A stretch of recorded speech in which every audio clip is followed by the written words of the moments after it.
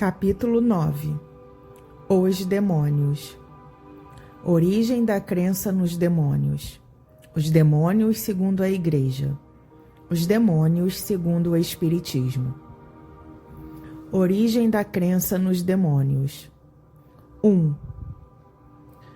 Em todos os tempos, os demônios representaram um papel saliente nas diversas teogonias e, posto que consideravelmente decaídos no conceito geral, a importância que se lhes atribui ainda hoje dá à questão uma tal ou qual gravidade, por tocar o fundo mesmo das crenças religiosas.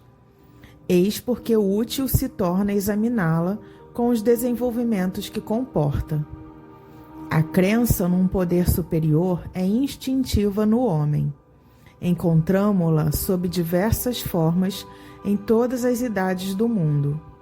Mas, se hoje, dado o grau de cultura atingido, ainda se discute sobre a natureza e atributos desse poder, calcule-se que noções teria o homem a respeito na infância da humanidade. 2. Como prova da sua inocência, o quadro dos homens primitivos extasiados ante a natureza e admirando nela a bondade do Criador é, sem dúvida, muito poético, mas pouco real. De fato, quanto mais se aproxima do primitivo estado, mais o homem se escraviza ao instinto. Como se verifica ainda hoje nos povos bárbaros e selvagens contemporâneos, o que mais o preocupa, ou antes, o que exclusivamente o preocupa, é a satisfação das necessidades materiais, mesmo porque não tem outras. O único sentido que pode torná-lo acessível aos gozos puramente morais não se desenvolve senão gradual e morosamente.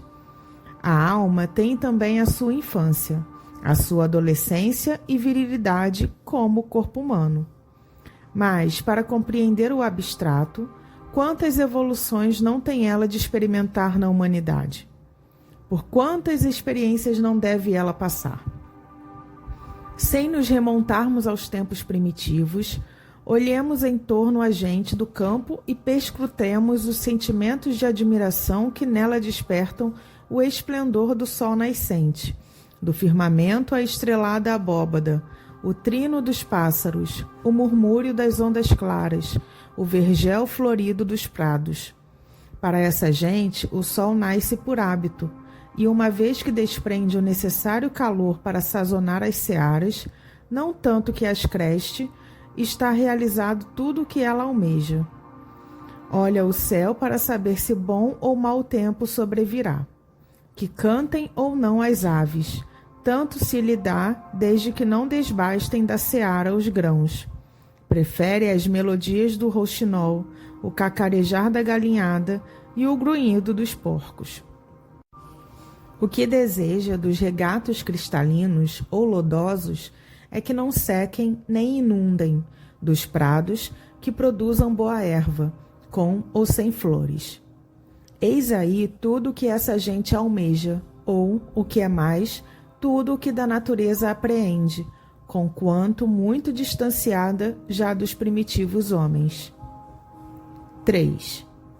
Se nos remontarmos a estes últimos, então, surpreendê-los-emos mais exclusivamente preocupados com a satisfação de necessidades materiais, resumindo o bem e o mal neste mundo somente no que concerne à satisfação ou prejuízo dessas necessidades.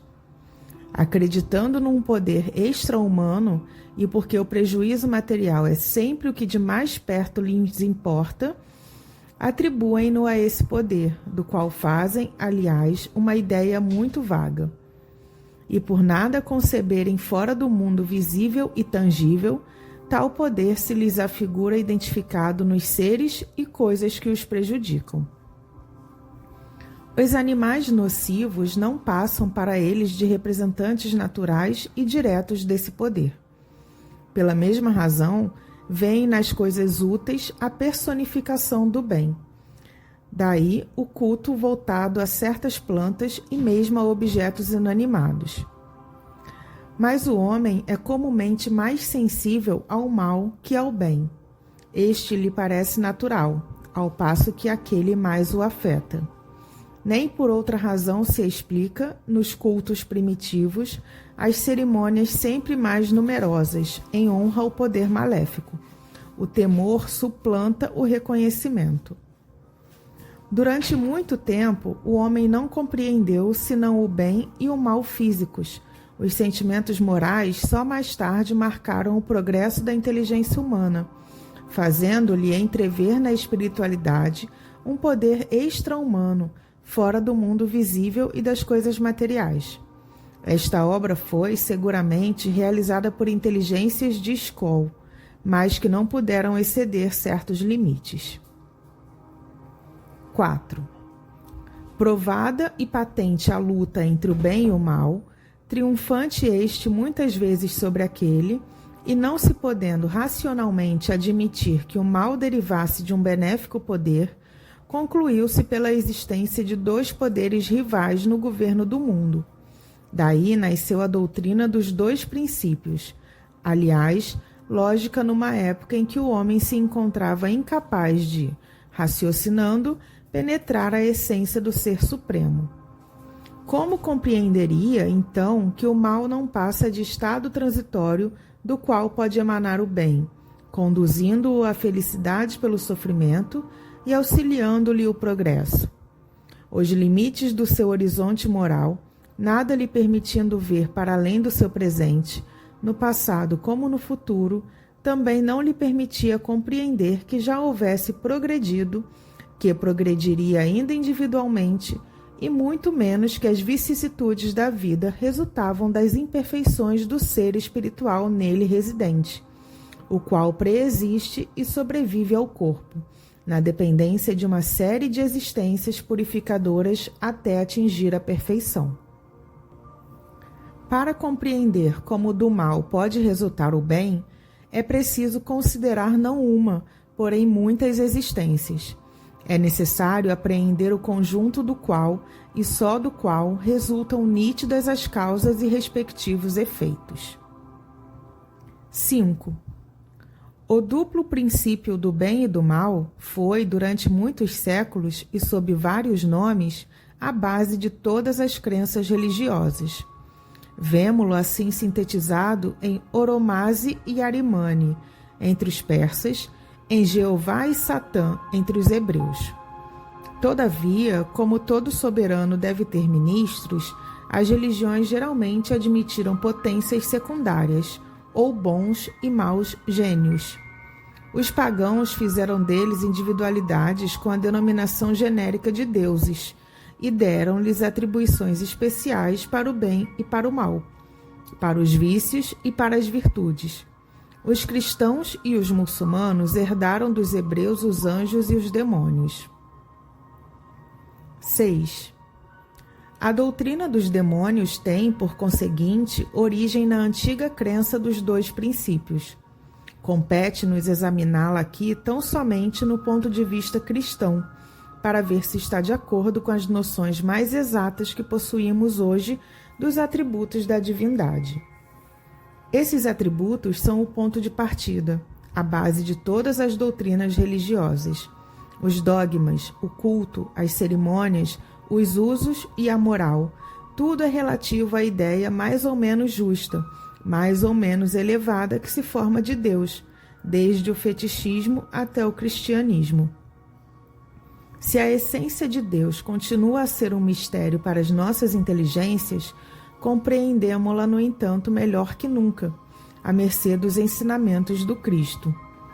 O cristianismo racionalmente ensina-nos que Deus é único, eterno, imutável, imaterial, onipotente, soberanamente justo e bom, infinito em todas as perfeições. Foi por isso que algures dissemos. Primeira parte, capítulo 6, Doutrina das Penas Eternas.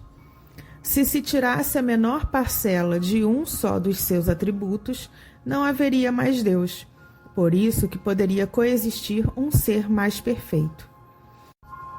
Estes atributos, na sua plenitude absoluta, São, pois, o critério de todas as religiões, estalão da verdade de cada um dos princípios que ensinam.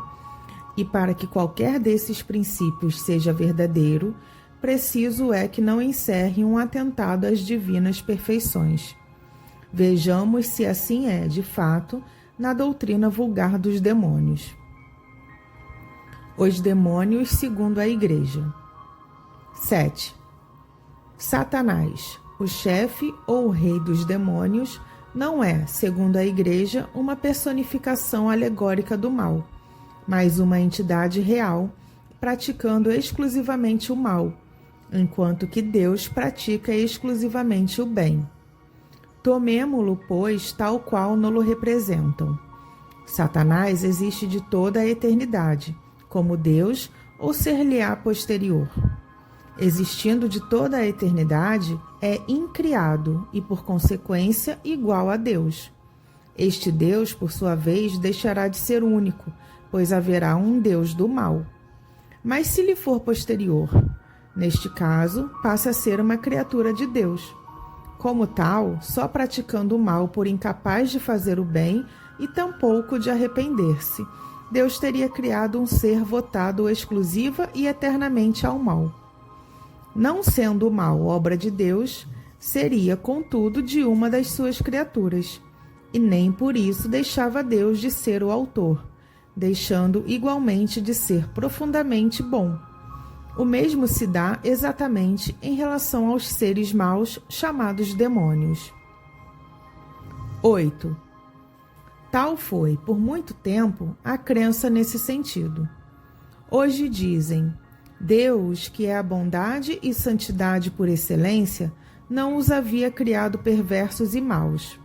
A mão paternal que se apraz imprimir em todas as suas obras o cunho de infinitas perfeições, cumulara-os de magníficos predicados. As qualidades eminentíssimas de sua natureza juntara as liberalidades da sua graça. Em tudo os fizera iguais aos espíritos sublimes de glória e felicidade, subdivididos por todas as suas ordens e adstritos a todas as classes. Eles tinham o mesmo fim e idênticos destinos. Foi seu chefe o mais belo dos arcanjos. Eles poderiam até ter alcançado a confirmação de justos para todo o sempre, e serem admitidos ao gozo da bem-aventurança dos céus. Este último favor, que deverá ser o complemento de todos os outros, constituía o prêmio da sua docilidade, mas dele desmereceram por insensata e audaciosa revolta. Qual foi o escolho da sua perseverança? Que verdade desconheceram? Que ato de adoração, de fé recusaram a Deus? A Igreja e os anais das Santas Escrituras não nos dizem positivamente, mas certo parece que não aqueceram a mediação do Filho de Deus, nem a exaltação da natureza humana em Jesus Cristo. O Verbo divino, Criador de todas as coisas, é também o mediador e salvador único, na terra como no céu. O fim sobrenatural não foi dado aos anjos e aos homens, senão na previsão de sua encarnação e méritos, pois não há proporção alguma entre a obra dos espíritos eminentes e a recompensa, que é o próprio Deus. Nenhuma criatura poderia alcançar tal fim sem esta maravilhosa e sublime intervenção da caridade. Ora, para preencher a distância infinita que separa a sua essência das suas obras, preciso fora reunir-se à sua pessoa os dois extremos, associando a divindade às naturezas ou do anjo ou do homem, e preferiu então a natureza humana.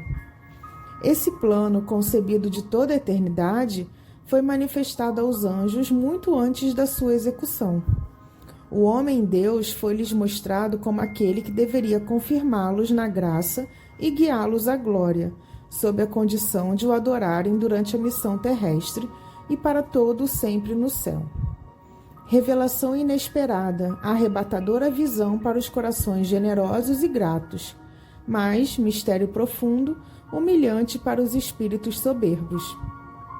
Esse fim sobrenatural, essa glória imensa que lhes propunham, não seria unicamente a recompensa de seus méritos pessoais. Nunca poderiam atribuir a si próprios os títulos dessa glória. Uni mediador entre Deus e eles, que injúria a sua dignidade, e a preferência espontânea pela natureza humana, que injustiça, que afronta os seus direitos. E chegarão eles a ver esta humanidade, que lhes é tão inferior, deificada pela união com o Verbo, sentada à mão direita de Deus em trono resplandecente? Consentirão, enfim, que ela ofereça a Deus eternamente a homenagem da sua adoração? Lúcifer e a terça parte dos anjos sucumbiram a tais pensamentos de inveja e de orgulho. São Miguel e com ele muitos exclamaram: quem é semelhante a Deus? Ele é o dono de seus dons, o soberano Senhor de todas as coisas. Glória a Deus e ao Cordeiro, que tem de ser imolado à salvação do mundo.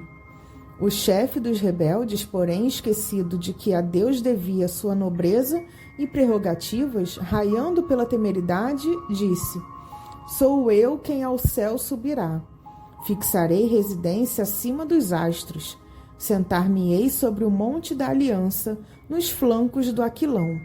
Dominarei as nuvens mais elevadas e serei semelhante ao Altíssimo. Os que de tais sentimentos partilharam, acolheram essas palavras com murmúrios de aprovação, e partidários ouvem todas as hierarquias. A sua multidão, contudo, não os preserva do castigo. 9. Esta doutrina suscita várias objeções. Primeira, se Satã e os demônios eram anjos, eles eram perfeitos.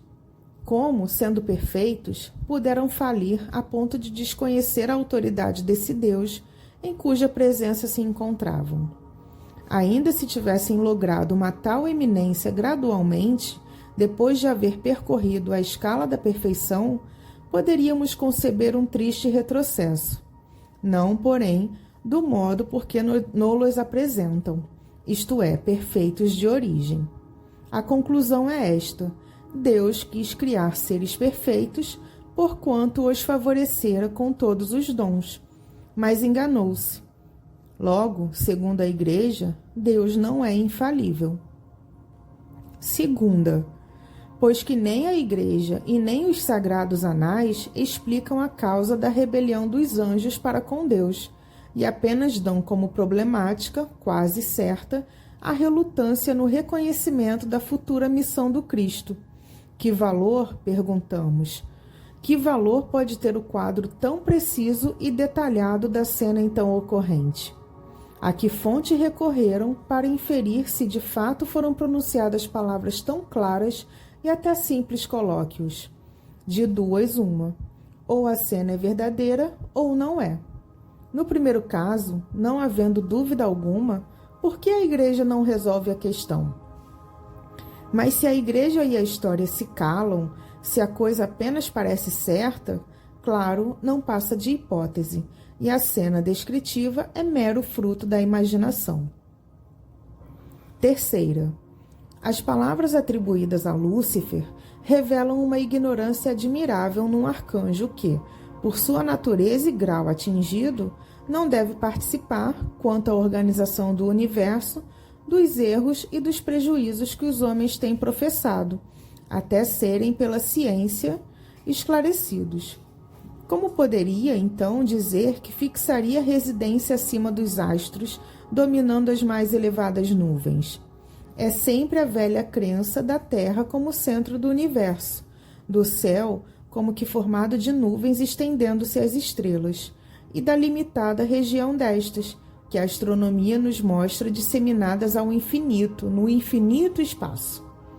Sabendo-se como hoje se sabe, que as nuvens não se elevam a mais de 2 léguas da superfície terráquea, e falando-se em dominá-las por mais alto, referindo-se a montanhas, preciso fora que a observação partisse da Terra, sendo ela, de fato, a morada dos anjos.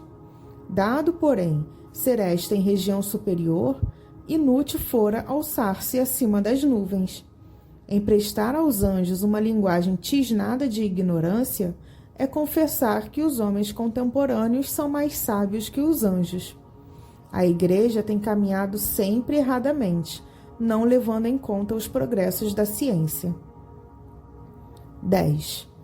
A resposta à primeira objeção acha-se na seguinte passagem: a Escritura e a tradição denominam céu o lugar no qual se haviam colocado os anjos no momento da sua criação. Mas esse não era o céu dos céus, o céu da visão beatífica, onde Deus se mostra de face aos seus eleitos, que o contemplam claramente e sem esforço, porque aí não há mais possibilidade nem perigo de pecado. A tentação e a dúvida são aí desconhecidas. A justiça, a paz e a alegria reinam imutáveis, a santidade e a glória imperecíveis. Era, portanto, outra região celeste, uma esfera luminosa e afortunada, essa em que permaneciam tão nobres criaturas favorecidas pelas divinas comunicações, que deveriam receber com fé e humildade até serem admitidas no conhecimento da sua realidade, essência do próprio Deus. Do que precede, se infere que os anjos decaídos pertenciam a uma categoria menos elevada e perfeita, não tendo atingido ainda o lugar supremo em que o erro é impossível. Pois seja, mas, então, há manifesta contradição nesta afirmativa. Deus em tudo os tinha criado semelhantes aos espíritos sublimes que, subdivididos em todas as ordens e adstritos a todas as classes, tinham o mesmo fim e idênticos destinos, e que seu chefe era o mais belo dos arcanjos. Ora, em tudo semelhantes aos outros, não lhes seriam inferiores em natureza. Idênticos em categorias, não podiam permanecer em um lugar especial. Intacta subsiste, portanto, a objeção. 11. E ainda há uma outra, que é, certamente, a mais séria e a mais grave. Dizem, este plano, a intervenção do Cristo, concebido desde toda a eternidade, foi manifestado aos anjos muito antes da sua execução. Deus sabia, portanto, e de toda a eternidade, que os anjos, tanto quanto os homens, teriam necessidade dessa intervenção. Ainda mais, o Deus onisciente sabia que alguns dentre esses anjos viriam a falir, arcando com a eterna condenação e arrastando a igual sorte uma parte da humanidade. E assim, de caso pensado, previamente condenava o gênero humano à sua própria criação. Deste raciocínio não há fugir, porquanto de outro modo teríamos que admitir a inconsciência divina, apregoando a não presciência de Deus. Para nós, é impossível identificar uma tal criação com a soberana bondade. Em ambos os casos, vemos a negação de atributos, sem a plenitude absoluta, dos quais Deus não seria Deus. 12. Admitindo a falibilidade dos anjos como a dos homens, a punição é consequência, aliás, justa e natural, da falta. Mas se admitirmos concomitantemente a possibilidade do resgate, a regeneração, a graça após o arrependimento e a expiação, tudo se esclarece e se conforma com a bondade de Deus. Ele sabia que errariam, que seriam punidos, mas sabia igualmente que tal castigo temporário seria um meio de lhes fazer compreender o erro, revertendo ao fim em benefício deles. Eis como se explicam as palavras do profeta Ezequiel. Deus não quer a morte, porém a salvação do pecador. A inutilidade do arrependimento e a impossibilidade de regeneração, isso sim, importaria a negação da divina bondade. Admitida tal hipótese, poder-se-ia mesmo dizer, rigorosa e exatamente, que estes anjos, desde a sua criação, visto Deus não poder ignorá-lo, foram votados à perpetuidade do mal e predestinados a demônios para arrastarem os homens ao mal. 13. Vejamos agora qual a sorte desses tais anjos e o que fazem. Mal apenas se manifestou a revolta na linguagem dos espíritos, isto é, no arrojo dos seus pensamentos, foram eles banidos da celestial mansão e precipitados no abismo. Por estas palavras, entendemos que foram arremessados a um lugar de suplícios, no qual sofrem a pena de fogo, conforme o texto do Evangelho, que é a palavra mesma do Salvador. Ide, malditos, ao fogo eterno, preparado pelo demônio e seus anjos. São Pedro expressamente diz que Deus os prendeu às cadeias e torturas infernais, sem que lá estejam, contudo, perpetuamente, visto como só no fim do mundo serão para sempre enclausurados como os réprobos. Presentemente, Deus ainda permite que ocupem lugar nesta criação, a qual pertencem, na ordem de coisas idênticas à sua existência, nas relações, enfim, que deviam ter com os homens e das quais fazem o mais pernicioso abuso. Enquanto uns ficam na tenebrosa morada, servindo de instrumento da justiça divina contra as almas infelizes que seduziram, outros, em número infinito, formam legiões e residem nas camadas inferiores da atmosfera, percorrendo todo o globo. Envolvem-se em tudo o que aqui se passa, tomando mesmo parte muito ativa nos acontecimentos terrenos. Quanto ao que diz respeito às palavras do Cristo sobre o suplício do fogo eterno, já nos explanamos no capítulo 4, o Inferno. 14. Por esta doutrina, apenas uma parte dos demônios está no inferno, a outra vaga em liberdade, envolvendo-se em tudo o que aqui se passa, dando-se ao prazer de praticar o mal, e isso até o fim do mundo, cuja época indeterminada não chegará tão cedo, provavelmente. Mas por que uma tal distinção? Serão estes menos culpados? Certo que não, a menos que se não revezem, como se pode inferir destas palavras. Enquanto uns ficam na tenebrosa morada, servindo de instrumento da justiça divina contra as almas infelizes que seduziram. Suas ocupações consistem, pois, em martirizar as almas que seduziram. Assim, não se encarregam de punir faltas livre e voluntariamente cometidas, porém as que eles próprios provocaram. São, ao mesmo tempo, a causa do erro e o instrumento do castigo. E, coisa singular, que a justiça humana por imperfeita não admitiria, a vítima que sucumbe por fraqueza, em contingências alheias e porventura superiores à sua vontade, é tanto ou mais severamente punida do que o agente provocador que emprega astúcia e artifício, visto como essa vítima, deixando a terra, vai para o inferno sofrer sem tréguas nem favor eternamente, enquanto que o causador da sua primeira falta, o agente provocador, goza de uma tal ou qual dilação e liberdade até o fim do mundo. Como pode a justiça de Deus ser menos perfeita que a dos homens? 15. Mas ainda não é tudo. Deus permite que ocupem lugar nesta criação, nas relações que com o homem deviam ter e das quais abusam perniciosamente. Deus podia ignorar, no entanto, o abuso que fariam de uma liberdade por ele mesmo concedida? Então, por que a concedeu?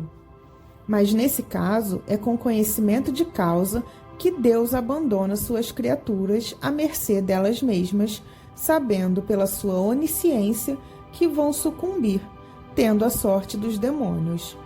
Não serão elas de si mesmas bastante fracas para falirem, sem a provocação de um inimigo tanto mais perigoso quanto invisível? Ainda se o castigo fora temporário e o culpado pudesse remir-se pela reparação, mas não, a condenação é irrevogável, eterna. Arrependimento, regeneração, lamentos, tudo supérfluo. Os demônios não passam, portanto, de agentes provocadores e de antemão destinados a recrutar almas para o inferno, isto com a permissão de Deus, que antevia, ao criar estas almas, a sorte que as aguardava. Que se diria na terra de um juiz que recorresse a tal expediente para abarrotar prisões? Estranha a ideia que nos dão da divindade, de um Deus cujos atributos essenciais são justiça e bondade soberanas. E dizer-se que é em nome de Jesus, daquele que só pregou amor, perdão e caridade, que tais doutrinas são ensinadas. Houve um tempo em que tais anomalias passavam despercebidas, porque não eram compreendidas nem sentidas. O homem, curvado ao jugo do despotismo, submetia-se à fé cega, abdicava da razão. Hoje, porém, que a hora da emancipação soou, esse homem compreende a justiça e, desejando-a tanto na vida quanto na morte, exclama: não é, não pode ser tal, ou Deus não fora Deus. 16. O castigo segue por toda a parte os seres decaídos. O inferno está neles e com eles.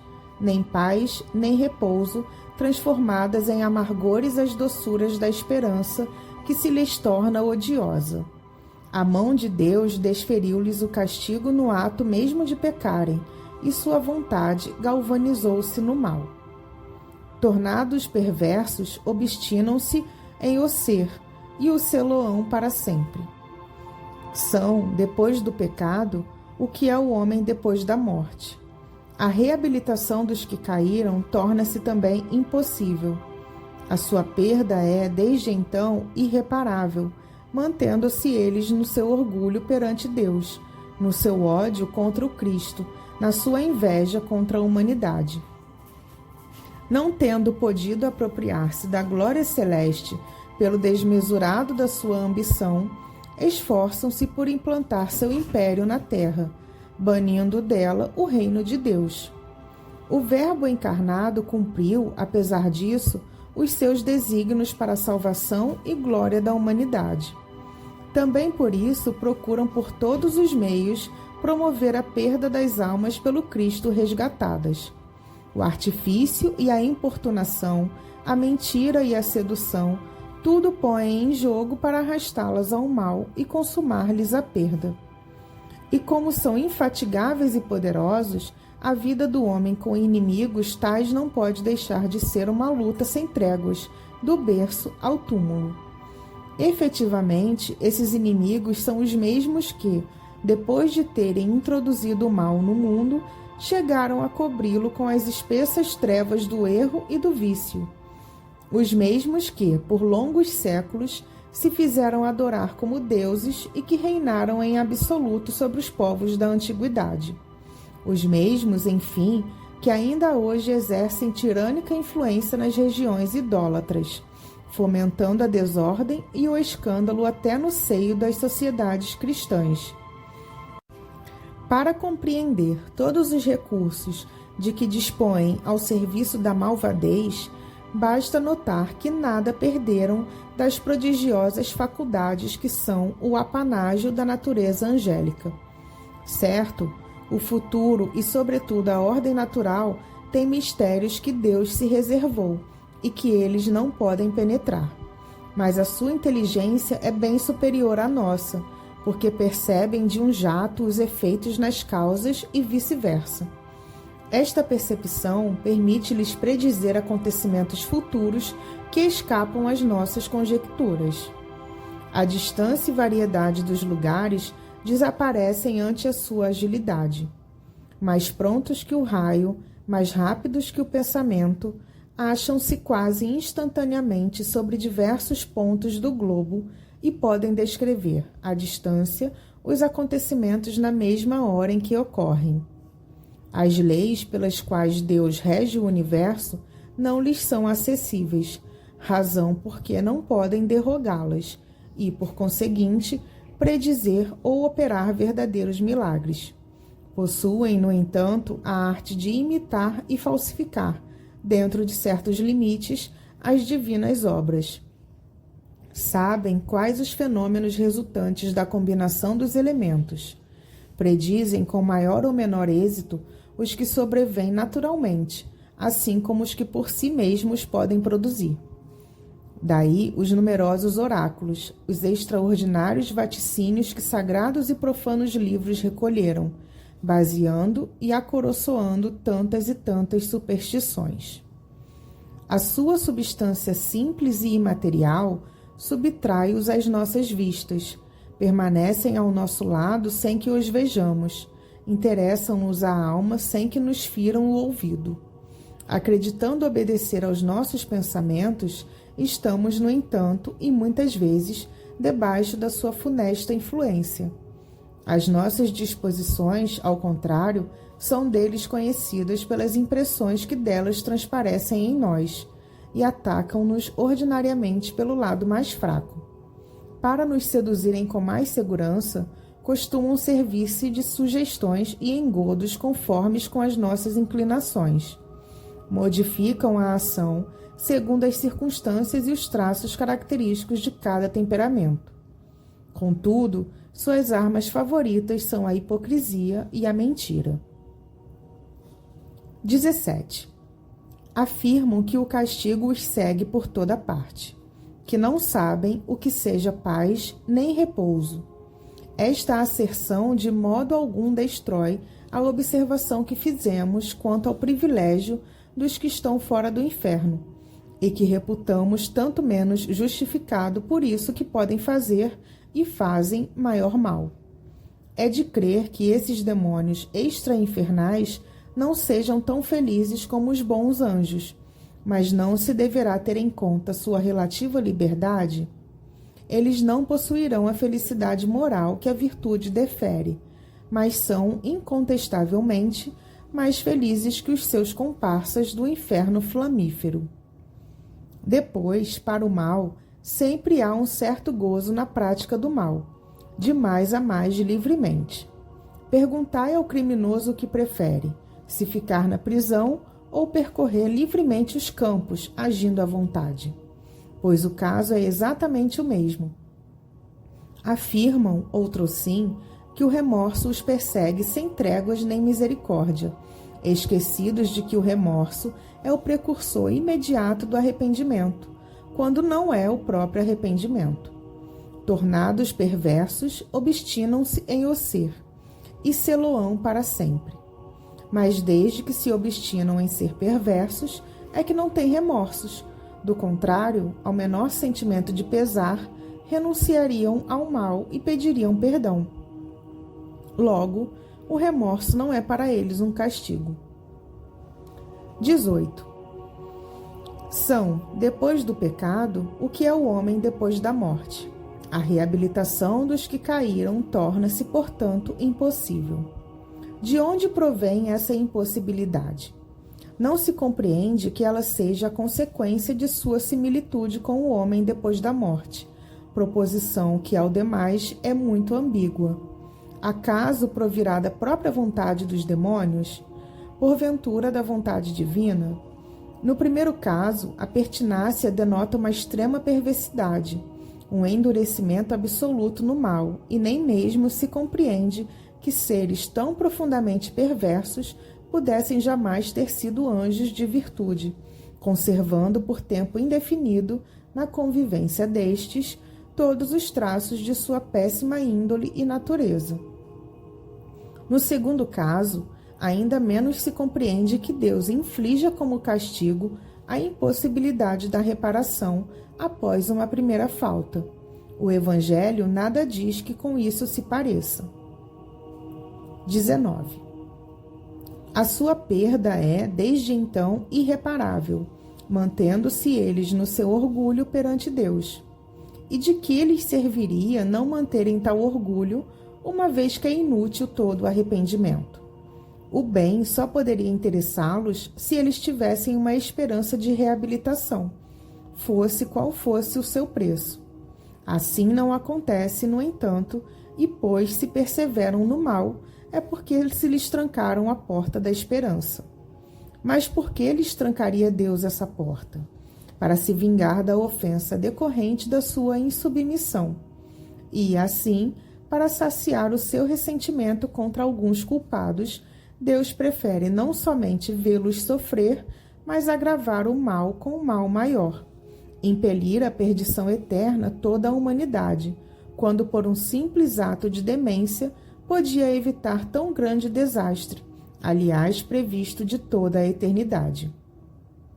Trata-se, no caso vertente, de um ato de demência, de uma graça pura e simples que pudesse transformar-se em estímulo do mal? Não.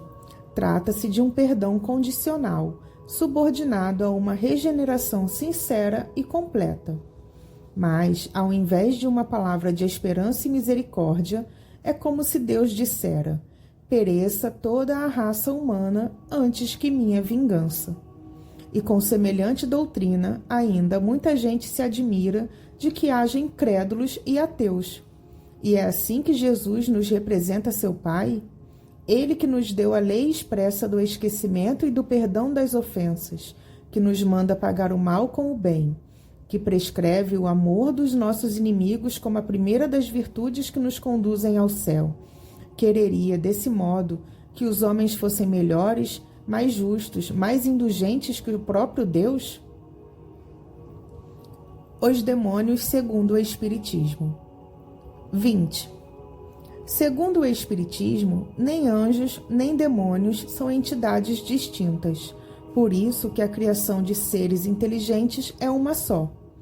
Unidos a corpos materiais, estes seres constituem a humanidade que povoa a Terra e as outras esferas habitadas.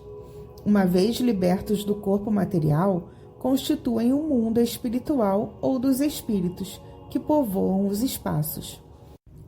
Deus criou-os perfectíveis e deu-lhes por escopo a perfeição, com a felicidade que dela decorre.